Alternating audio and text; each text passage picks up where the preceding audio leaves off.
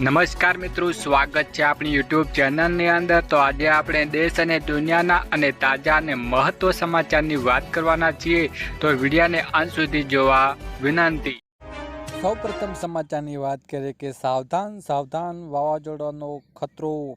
ગુજરાતમાં છેલ્લા કેટલાક દિવસોમાં પ્રિમોશન એક્ટિવિટીના ભાગરૂપે વરસાદ વરસી રહ્યો છે। છેલ્લા કેટલાક દિવસથી ગુજરાતમાં સર્જાયેલા વેસ્ટ ડિસ્ટર્બન્સના સૌરાષ્ટ્રમાં સર્જાયેલા સિસ્ટમને કારણે વરસાદ વરસી રહ્યો છે। એક તરફ રાજ્યના કેટલાક ભાગોમાં વરસાદ પડી રહ્યો છે, તો બીજી તરફ છૂટાછવાયા વિસ્તારોમાં વરસાદ પડી રહ્યો છે। અરબી સમુદ્રમાં સાયક્લોનિક સિસ્ટમ સર્જાઈ રહી છે। હવામાન વિભાગે આગાહી મુજબ અરબી સમુદ્રમાં એક સાયક્લોનિક સિસ્ટમ સર્જાઈ શકે છે, જેને કારણે વાવાઝોડા શક્યતા સેવાઈ રહી છે। જો વાવાઝોડું ગુજરાત તરફ ફંટાશે તો ભારે પવન સાથે વરસાદનું અનુમાન છે, પરંતુ જો અન્ય જગ્યાએ ફંટાઈ જાય તો 22 મેની આસપાસે દક્ષિણ ગુજરાત અને સૌરાષ્ટ્રમાં વરસાદ વરસી શકે છે। વધુ આગળ મહત્વની વાત કરીએ કે માવઠાથી ખેડૂતોને વ્યાપક નુકસાન। કમોસમી વરસાદને કારણે આ વર્ષે બાગાયતી પાકોની ખેતી ભારે નુકસાન થયું છે। થોડા દિવસો પહેલા માવઠા સાથે ભારે પવન ફૂંકાવાને કારણે વાવાઝોડા જેવો માહોલ સર્જાયો હતો। કેરી સહિત બાગાયતી પાકમાં ખેડૂતોને વ્યાપક નુકસાન થયું છે, જેના પગલે ખેડૂતો દ્વારા સરકાર પાસે યોગ્ય વળતરની માંગ કરવામાં આવી છે। આ વર્ષે ખેડૂતોની આશાઓ પર માવઠાએ પાણી ફેરવી દીધું છે। વધુ આગળ મહત્વની વાત કરીએ કે સરકાર સહાય અંગે નિર્ણય લેશે કૃષિ મંત્રી। રાજ્યમાં કમોસમી વરસાદને કારણે ખેડૂતો પાકને ભારે નુકસાન થયું છે। કૃષિ મંત્રી રાઘવજી પટેલે જૂનાગઢ ખાતે પાકને થયેલા નુકસાન અંગે કહ્યું હતું કે સરકારે સર્વેની કામગીરી શરૂ કરી દીધી છે અને વરસાદને કારણે ખેડૂતોને થયેલા નુકસાન પર સહાય આપવા પર નિર્ણય લેશે। સાથે જ કૃષિ મંત્રી રાઘવજી પટેલે ખેડૂતોને નુકસાનની નહીં જાય તેવી હૈયાધારણ પણ આપી છે। વધુ આગળ મહત્વની વાત કરીએ કે સોના અને ચાંદીમાં ભાવમાં વધારો।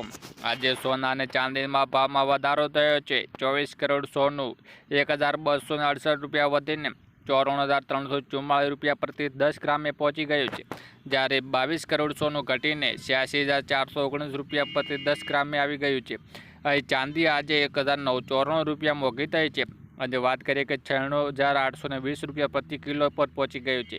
સોમવારે આ બંને કિંમતી ધાતુઓના ભાવમાં ભારે ઘટાડો થયો હતો, પરંતુ આજે તેમાં ફરી વધારો થયો છે। વધુ આગળ મહત્વની વાત કરીએ કે ગુજરાતમાં મળશે 500 રૂપિયામાં ગેસ। ગુજરાત વિધાનસભા કોંગ્રેસના નેતા અમિત ચાવડાએ કહ્યું હતું કે ગુજરાતમાં 30 વર્ષની ભાજપની સરકાર શાસન ચાલે છે। ભાજપ શાસિત અન્ય રાજ્યોમાં સરકાર 500 રૂપિયા ગેસ સિલિન્ડર આપે છે, તો ગુજરાતમાં 500 રૂપિયા ગેસ સિલિન્ડર આપવામાં આવે તો? આ સવાલ જવાબ ભૂપેન્દ્ર પટેલ સરકાર મંત્રી ભીખુસિંહ પરમારે જવાબ આપ્યો હતો। ભીખુસિંહ પરમારે કહ્યું હતું કે 500 રૂપિયામાં ગેસ સિલિન્ડર આપવા સરકાર વિચાર કરશે। વધુ આગળ મહત્વની વાત કરીએ કે માવઠાને લીધે વિવિધ પાકોમાં ગંભીર અસર। ગીર સોમનાથ તાલાલાલ તાલુકામાં માવઠું પડ્યું, જેને કારણે કેરીના પાકને ઘણું નુકસાન થયું હતું। ભારે પવન આવ્યો હતો ત્યારે આંબાઓ પરથી કેરી ખરી પડી હતી, તેથી ખેડૂતો ભારે નુકસાન વેઠવાનો વારો આવ્યો હતો। કમોસમી વરસાદથી ગુજરાતમાં ઘણા પાકોને નુકસાન થયું છે। અંદાજે માવઠાના લીધે કેરીના પાકમાં 50%, પપૈયામાં 20%, કેળામાં 15%, તલમાં 40% અને ડાંગરમાં 15% નુકસાન થયું છે। હવે નુકસાનીનો સર્વે શરૂ થઈ શકે છે।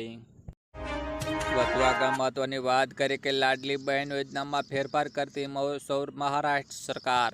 લાડલી બહેન યોજનાને લઈને મહારાષ્ટ્ર ફરી એકવાર રાજકારણમાં શરૂ થઈ ગયું છે। મહારાષ્ટ્ર સરકારે ફરી એકવાર પ્લાનમાં ફેરફાર કર્યો છે। આ યોજના હેઠળ 5 લાખ મહિલાઓને 15,000 રૂપિયાની બદલે 500 રૂપિયા મળશે।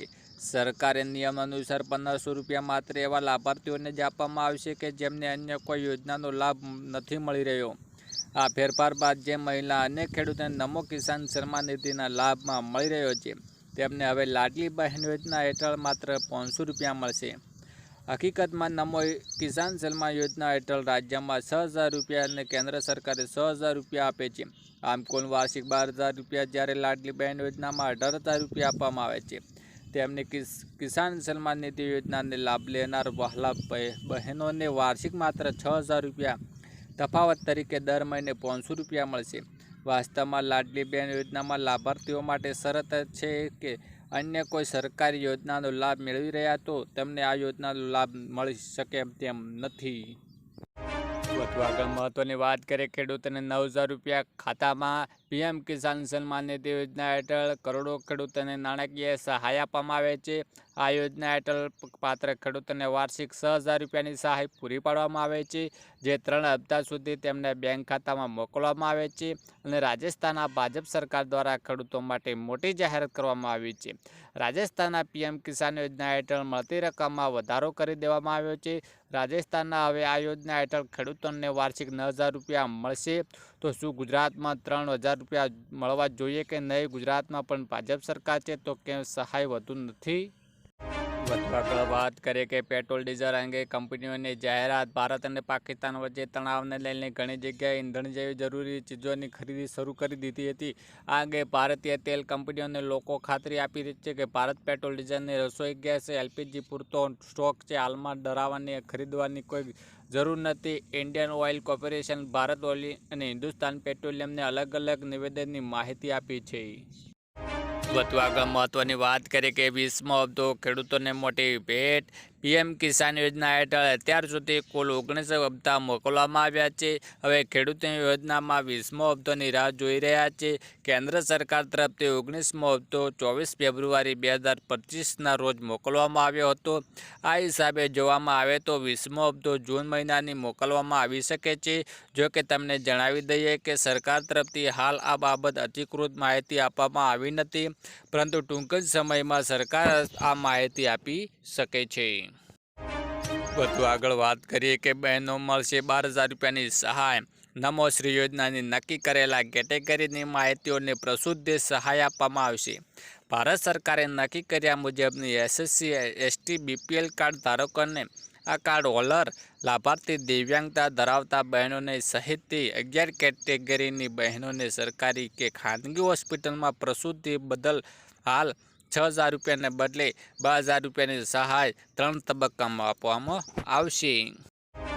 વધુ આગળ વાત કરીએ કે ખેડૂતોને મળશે 25,000 રૂપિયાની ભેટ। ગુજરાતના ખેડૂતોને ખેતી કામ ખૂબ જ ઉપયોગી થાય તે માટે શુભ આશયથી સાધન સહાય સ્વરૂપે આપવામાં આવશે। આ યોજનાના મારફત ગુજરાત ખેડૂતોને સનેડો મિની ટ્રેક્ટર ખરીદવા માટે ટ્રેક્ટરની કુલ કિંમત 25% અથવા 25,000 બેમાંથી જે ઓછું હોય તેમાં લાભ આપવામાં આવશે।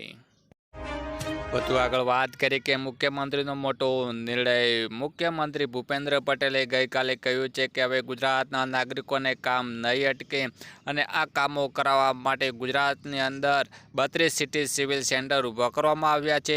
ખાસ કરીને ગુજરાતની અંદર જેમ વસતા લોકો કે એમને નાગરિકોને કામો કરાવતા પડતા હોય છે અને નગરપાલિકાને કામો કરવા માટે વન સ્ટોપ શોપ એટલે કે સિટી સિવિલ સેન્ટરો ઊભા કરવામાં આવ્યા છે, જેમના થકી નાગરિકોને જેમને મોટો ફાયદો થશે અને ઓનલાઈન દરેક કામોમાં તમને સિટી સિવિલ સેન્ટરની અંદર જ કરાવી શકશો।